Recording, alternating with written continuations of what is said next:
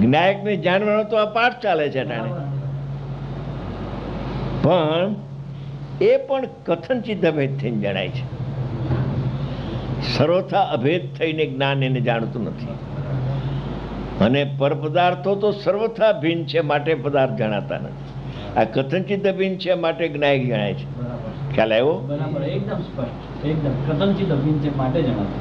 અને પરપદાર્થો જણાતા નથી એનું કારણ શું? પ્રતિભા છે, પણ જણાતા નથી એનું કારણ કે જ્ઞાનથી સર્વથા ભિન્ન છે માટે ન જણાય. અને જ્ઞાયક દેવ પ્રતિભાસે છે. ત્રિકાળી સામાન્ય વર્તમાન વિશેષ ઉપયોગમાં પ્રતિભાસે છે. સામાન્ય તત્વ, જ્ઞાયક તત્વ, પણ એ જણાય છે.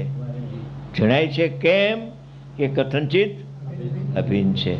હવે જો કથનચિત અભિન્નને બદલે સર્વથા ભિન્ન કયો તો નહીં જણાય, સર્વથા અભિન્ન કયો તો નહીં જણાય. કથનચિત ભિન્ન અભિન્ન છે એમાં, એટલે એ જણાય છે જ્ઞાયક. જ્ઞાયક અવસ્થામાં જ્ઞાયક જણાય છે ત્યારે આનંદ આવે છે.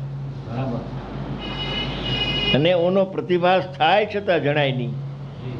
રાગનો પ્રતિભાસ થાય છતાં જણાય નહીં.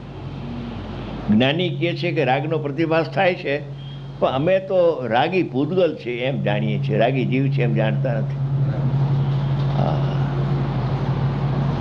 અલૌકિક વાતો છે આ બધી.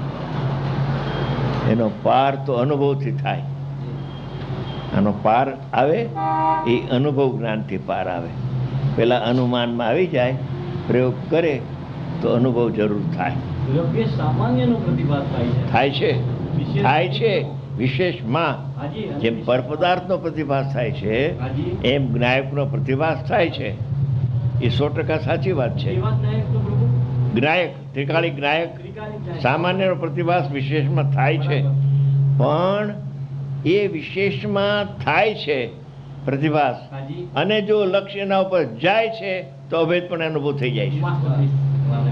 લક્ષ્ય એના ઉપર જાય છે, અભેદ પણ અનુભવ થઈ જાય છે. એ કથનચિત અભેદ.